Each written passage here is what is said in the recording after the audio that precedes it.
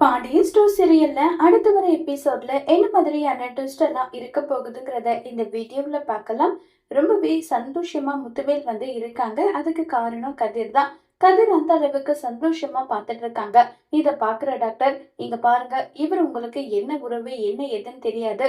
ஆனா இவர் உங்களை கவனிச்சுக்கிறத பார்க்கும்போது மனசுக்கு ரொம்ப சந்தோஷமா இருக்கு.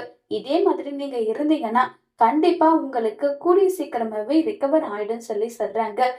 இத கேட்டதும் ரொம்பவே சந்தோஷப்படுறாங்க வடிவு. உங்களை எப்படி நான் நன்றி சொல்றதுன்னு தெரியல தம்பி.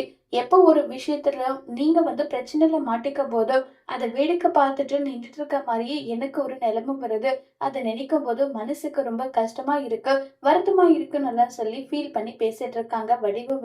இருக்கட்டும், இதுல என்ன இருக்கு, சரி டிஸ்சார்ஜ் ஆகலாமான்னு சொல்லிட்டு இப்ப டிஸ்சார்ஜ் பண்ணிட்டு முத்துவேல வீட்டுக்கு கூட்டிட்டு வராங்க. வந்த உடனே நம்ம கதிரை பக்கத்துலேட்டு, அண்ணன் இவங்க கூட எல்லாம் எதுக்குன்னு வரீங்க, வாங்கண்ணே உங்களை நான் கூட்டிட்டு போறேன்னு சொல்லிட்டு முத்துவேல சக்திவேல் கூட்டிட்டு போறாங்க.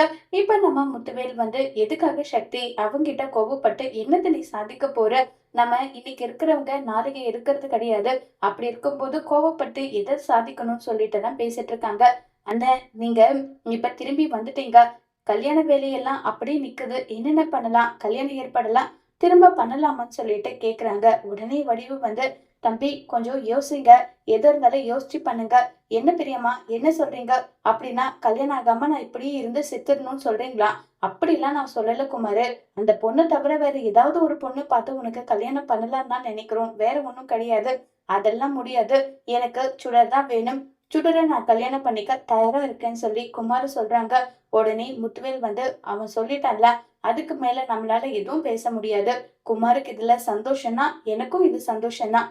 எனக்கு உடம்பு முடியலன்னு சொல்லி யாரும் வருத்தப்படாதீங்க. என்னை பாத்துக்கிறதுக்கு கதிர் இருக்கான், கல்யாண வேலையை நீங்க பாருங்கன்னு சொன்னதும் சக்திவேலுக்கும் ஏன வீடு நிறைய இத்தனை பேர் இருக்கும், அப்ப கூட உங்களுக்கு கதிர் மேல மட்டும்தான் நினைப்பு போகுதா? அவன் ஏதோ பிளான் பண்ணி தான் இப்படி பண்றான், உங்க சொத்தை அவன் அடையணும்னு இப்படி பண்றான்னு சொல்லிட்டு சக்திவேல் திரும்ப பழையபடி கதிரை பத்தி குறை சொல்ல ஆரம்பிக்கிறாங்க. அட்லீஸ்ட் இனியாவது முத்துவேல் சக்திவேல் கிட்ட கதிரை பத்தி புரிய வைப்பாங்களா? அத சக்திவேல் புரிஞ்சுப்பாங்களா இல்லையாங்கிறத வரப்போற எபிசோட்ல வெயிட் பண்ணி